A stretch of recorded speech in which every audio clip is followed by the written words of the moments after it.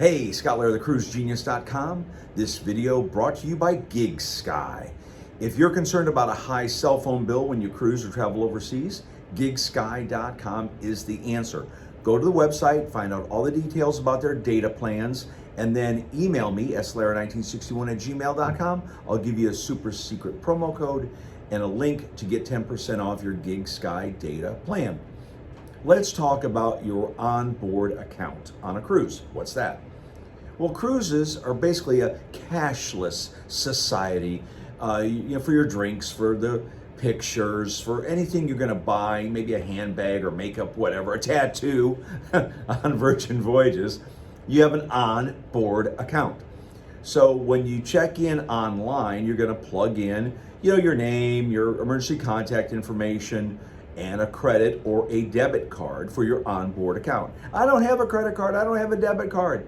Well, you can put cash down, and that's going to be when you get on the ship. You just go to a customer service desk there, guest services, and say, hey, here's $500, here's $400.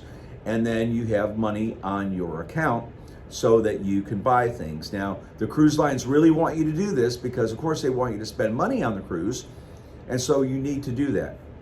Now, the number one question I get is, hey, Scott, hey, what?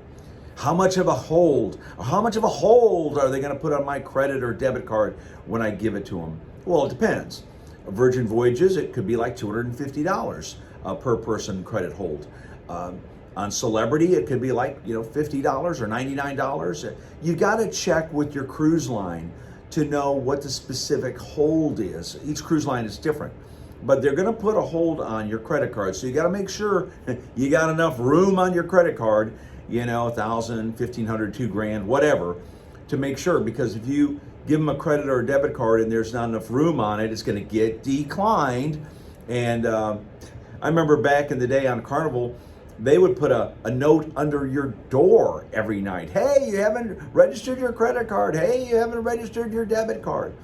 And I know that when people are leaving the ship and they haven't settled their account, they won't let you off the ship. They'll pull you to the side. Hey, Mr. Smith, you have $250 worth of onboard charges here. Your credit card was declined. We need to settle. You're going to be in the galley washing dishes or something. So the thing is, it's very important for your onboard account. And again, double check with the cruise line. Ask them how much they're going to hold if you're concerned about that. And if you don't have a credit or debit card, you're going to want a couple $100 in cash to give them at the front desk, for your account. Now, I will tell you what's cool, especially on Carnival, they have kiosks, and on MSC they have kiosks throughout the ship. And this is what I recommend you do. Super secret tip, a hidden gem that nobody else is going to tell you. I recommend you go to that kiosk once a day. And you swipe your card, you swipe your wristband, whatever.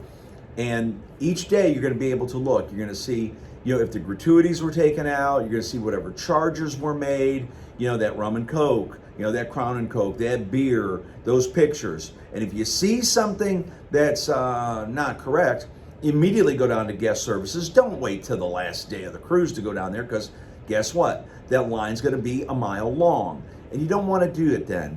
You don't want to wait in a long line. So check your charges every day. It just takes a minute. And if you don't want to use a kiosk, go up to the front desk and, hey, here's my card key. Can you print out my, my summary of charges so I can make sure I'm not being charged for something I didn't do. And so I think that's really important because, hey, guys, maybe you're going to look at your onboard account and see that your wife bought a Kate Spade handbag. It's like, wait, what is this $500 charge for this Kate Spade handbag why'd you do that? Or like on Virgin Voyages, if you're covering up the tattoo you don't want to tell your wife, and hey, what's this charge for a tattoo?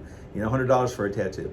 But anyway, your onboard account is critical because so many people go in blind. Nobody told them, especially if they bought their cruise at Costco or they bought their cruise from somebody, maybe not a travel agent like myself.